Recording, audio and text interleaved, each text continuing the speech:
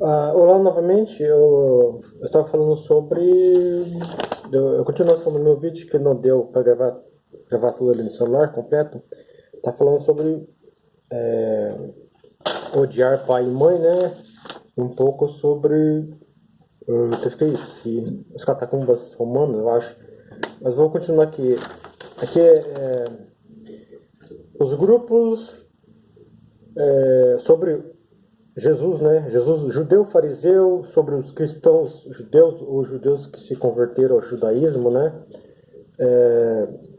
A primeira comunidade cristã foi uma comunidade em Jerusalém.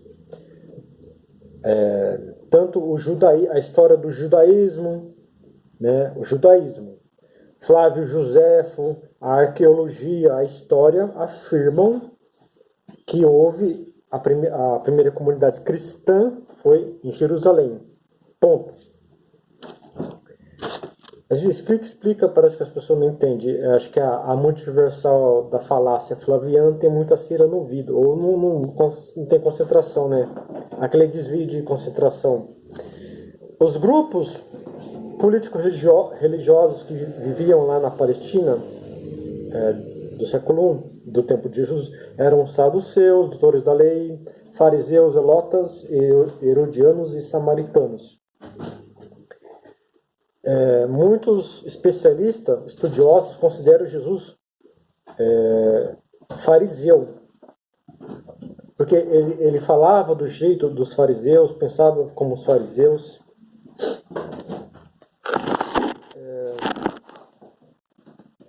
Fariseu, que quer dizer separado, ou escolhido, né? O próprio Jesus chamava seus discípulos de escolhidos, né? O termo significa fariseu.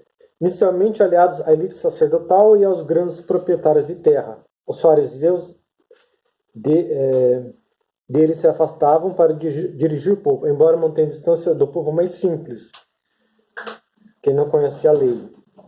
São nacionalistas e hostis ao Império Romano, mas sua resistência é do tipo passivo. Ponto. Os fariseus eram hostis ao Império Romano. Jesus, em termo, ele é hostil ao Império Romano, né? Jesus é contra a exploração e a dominação do Império Romano. Quando Jesus expulsa os cambistas do templo, né? Onde os romanos usavam o templo para cobrar imposto. Jesus chama os romanos de porcos, de kasher, né? Os judeus chamavam os romanos de porco, kasher. Como Jesus pode ser um personagem romano, criado supostamente por Roma, se eles vão falar, vamos criar um personagem que xinga a gente de porco, né? Quando Jesus expulsa o demônio legião e lá os porcos era o Império Romano, kasher. Mas Jesus era pacífico, né? Ele não pegava em arma ou em espada ou formava exército para lutar contra o Império Romano. Era mais na pregação, né? Então ele agia como os fariseus, que eram hostis ao Império Romano, mas a resistência era do tipo passivo, né? Jesus era do tipo passivo. Característica de um fariseu, o grupo dos fariseus é formado por leigos provindos de todas as camadas da sociedade, principalmente artesãos e pequenos comerciantes, né? Paulo era fariseu, artesão. Paulo era artesão. Os fariseus eram artesão. Paulo construía tendas, né? Paulo tem característica de fariseu. A maioria do clero pobre que se opõe à elite sacerdotal também começa a pertencer a esse grupo. No terreno religioso, os fariseus se caracterizavam pelo rigoroso cumprimento da lei. Em todas as falas de Jesus, Jesus defende a lei de Moisés. Jesus não é contra a lei de Moisés. Ele é contra tradições que vão contra a lei de Moisés, né? Então, os fariseus eram rigorosos no cumprimento da lei em todos os campos e situações da vida diária, né? São conservadores zelosos e também criadores de novas tradições, né? Além da interpretação da lei para o momento histórico em que vive. A expressão do farisaísmo é a criação da sinagoga, opondo-se ao templo dominado pelos saduceus, né? A sinagoga, com a leitura e interpretação dos textos bíblicos, a oração, torna essa inspiração religiosa oposta ao sistema cultural e sacrificado do templo. Os fariseus acreditam na predestinação, na ressurreição e no messianismo. Os fariseus acreditavam na ressurreição, era coisa do grupo. Assim como Jesus pregava sobre a ressurreição. Só não vê Jesus fariseu e judeu quem não quer. Esperava o Messias político espiritual, cuja função será precipitar o fim dos tempos. Para os fariseus, a escrita a observância da lei, a oração e o jejum. Então, para os fariseus, a interpretação, a observância da lei, a oração e o jejum. 3 coisas praticadas por Jesus. Os fariseus, autores da lei, simpatizam-se a ponto de muitos autores da lei serem também fariseus. Mais uma vez, o livro de arqueologia aqui eu tenho um livro de fotos de escavações arqueológicas confirmando lugares, locais, cidades por onde Jesus passou e viveu, né? Tiro, Cafarnaum, Coroazim, as ruínas da sinagoga de Cafarnaum, a piscina de Betesda, objetos e utensílios do templo de Jesus. Eu tenho, de outra hora, faço um vídeo mostrando as fotos de escavações arqueológicas, confirmando tudo em relação a Jesus Cristo, que não é uma criação do Império Romano. Como que, se os romanos lá em Roma sentaram a bunda na cadeira, pegaram a Torá, vamos inventar Jesus, escreveram lá do século 3, século 4 os evangelhos, como que séculos depois a arqueologia, através de escavações, confirma tudo que está no evangelho dentro lá de Israel referente a Jesus. Os romanos, criadores de Jesus, eram telepatas, videntes, mãe de Ná, cartomantes. Então temos a arqueologia comprovando que houve um Jesus histórico. Jesus rezou e ensinou o Pai Nosso. O que era o Pai Nosso? O Pai Nosso foi baseado no Amidá. Amidá era uma oração judaica rezada por judeus nas sinagogas e pelos rabinos. Então, Amidá deu origem ao Pai Nosso, uma oração judaica. E não algo assim, uma oração romana. Jesus usava gíria judaica quando chamava as pessoas de raposa, não gíria romana. Então essas coisas a multiversão não sabe, né? Agora, se eles ficarem sabendo, eles vão querer inventar achismo, teoria. Ah, mas isso aqui foi influência do fulano, do ciclano. Tanto Jesus como os evangelistas, os evangélicos, usam expressão judaica, chamada hebraísmo, né? Arqueólogos encontraram a primeira igreja do mundo do ano 30, lá na Cisjordânia, chamada Igreja de São Jorge. Então, a arqueologia comprovou que as igrejas não surgiram em Roma, mas fora de Roma. Temos símbolos judaicos nas catacumbas romanas. Eu estou repetindo sempre isso. Símbolos judaicos nas catacumbas romanas. Lírio branco, o menorá, caixa de uva, estaurograma, símbolos. É como nossa língua portuguesa.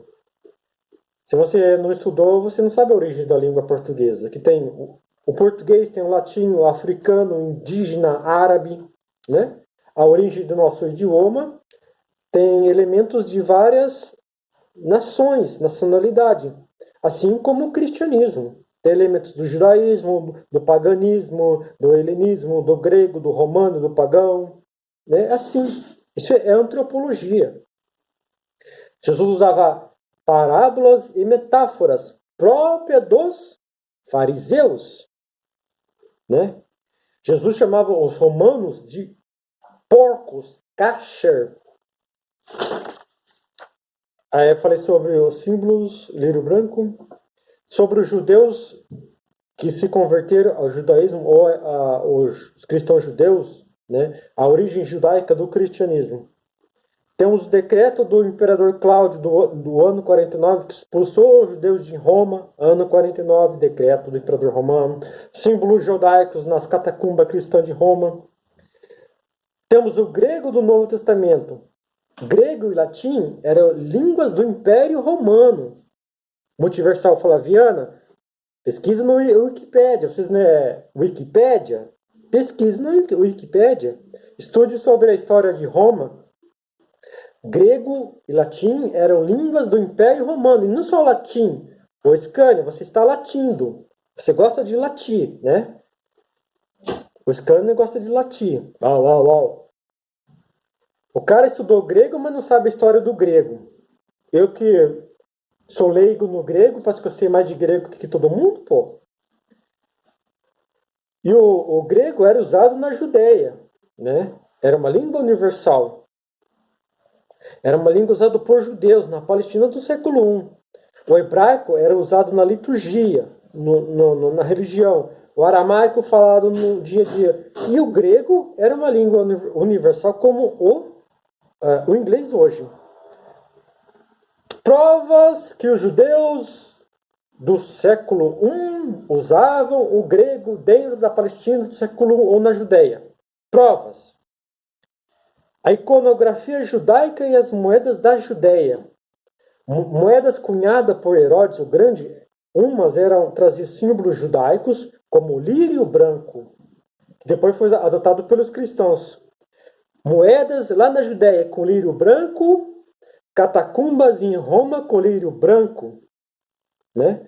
Aí moedas cunhadas no hebraico, e tinha moedas cunhadas no grego, que trazia esfinge de deusas da Grécia. Moedas cunhadas por Herodes no grego. Aula de grego, arqueologia e história para o Scania Multiversal Flaviana. Eu vou deixar o artigo nos comentários. Então, as moedas cunhadas por Herodes eram cunhadas no grego e no hebraico, que trazia tanto símbolos romanos, judaicos, como a palmeira, o lírio branco, a âncora, esfinge de deusas da Grécia, que coisa, né? E o grego usado pelos cristãos, a exemplo dos judeus, para escrever ou traduzir o Novo Testamento. Então, o grego usado pelos cristãos, pelos evangelistas, para escrever o Novo Testamento, foi a exemplo dos gregos. Assim como os manuscritos do Mar Morto, foi escrito no hebraico e no grego. E tinha um aviso, uma inscrição de advertência escrito no grego, que Herodes o Grande mandou esculpir uma pedra, colocar lá na frente do templo, aviso de advertência em grego, na frente do templo, para avisar os estrangeiros. Ou seja, é uma prova arqueológica, histórica, de que os judeus usavam o grego como língua universal. Então, temos moedas cunhadas por Herodes em grego, temos os manuscritos do Mar Morto em grego e hebraico, e temos a placa de pedra com a inscrição e advertência em grego. Eu vou deixar tudo isso no comentário. Os caras não sabem disso. Os caras falam borracha, falam abobrinha, falam la merde e não sabem disso. O cara se diz grego. Tá? Então,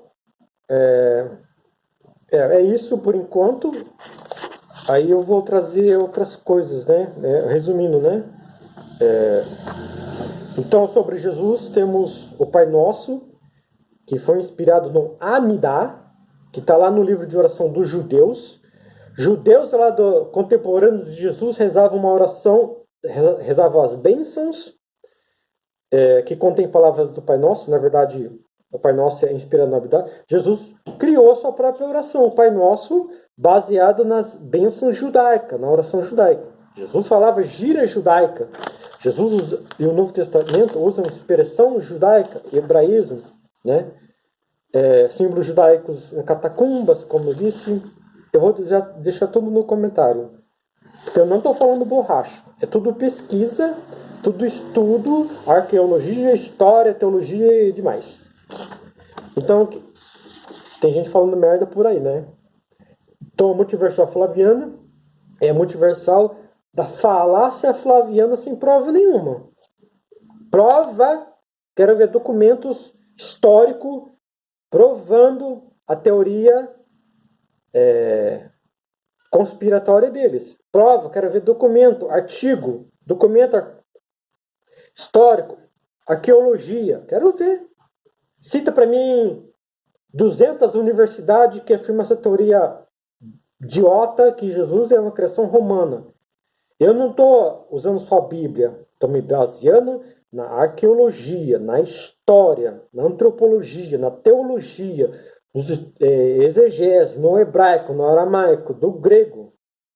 Simples assim, não estou usando só a Bíblia. E outra, Bíblia é um documento histórico que foi considerado histórico a partir do século XIX. Outra, tem um livro que tem fotos de escavações arqueológicas. Simples assim.